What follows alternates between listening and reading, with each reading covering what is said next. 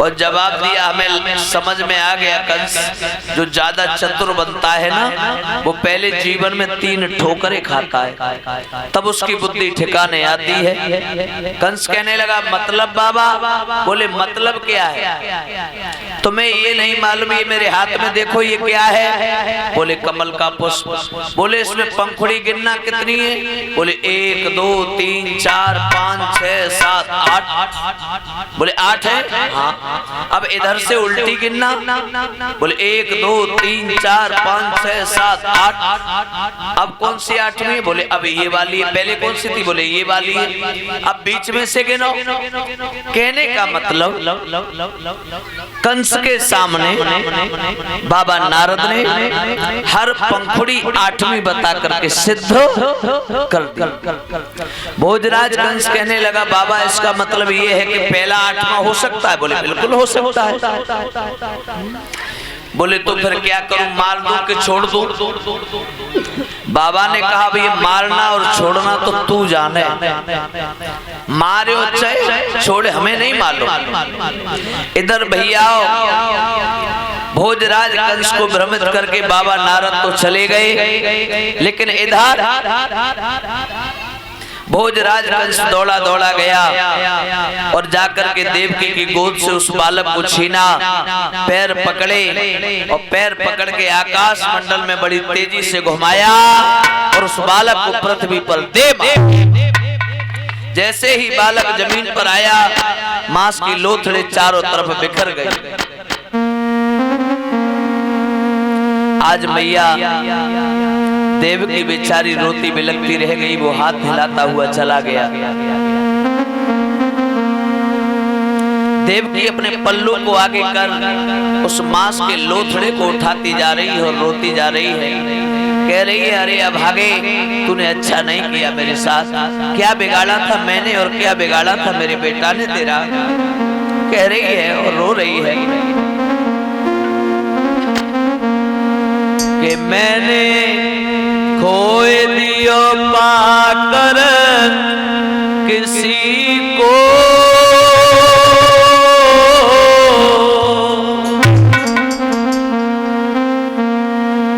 आग लग जाए इस जिंदगी को, मैंने खोए दियो पाकर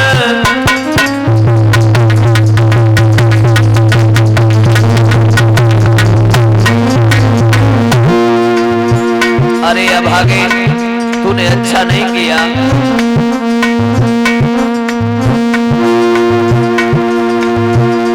मैंने खोए पाकर किसी को,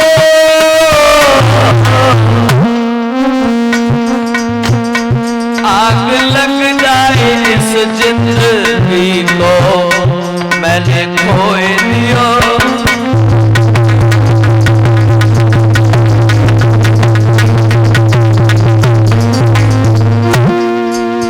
अरे अभागे तूने बड़ा बुरा किया, आज तूने मेरे बेटा को मौत के घाट उतारा है, अच्छा नहीं किया।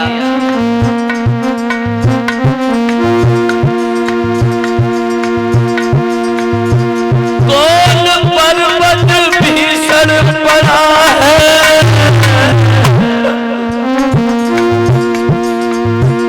जाने किसका बेटा मरा है, कौन पर्वत भीषण।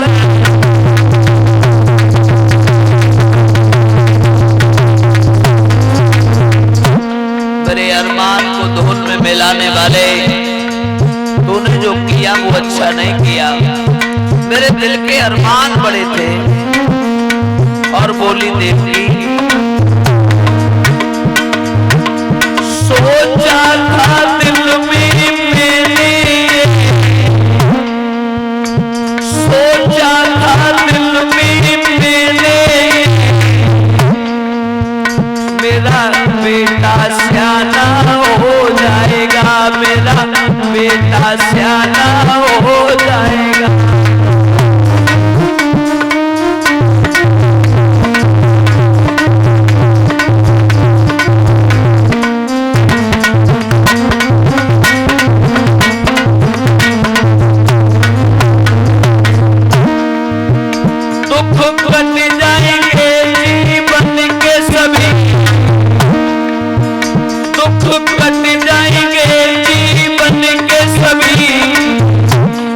सुख मुझको मिल जाएगा रे, थोड़ा सुख मुझको मिल जाएगा।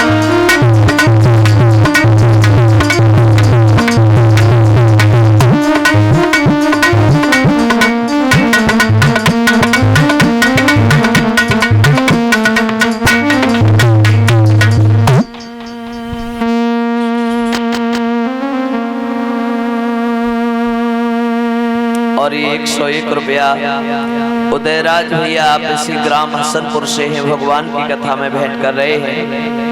भगवान मनोकामना पूर्ण करें, भंडारे भरते रहे।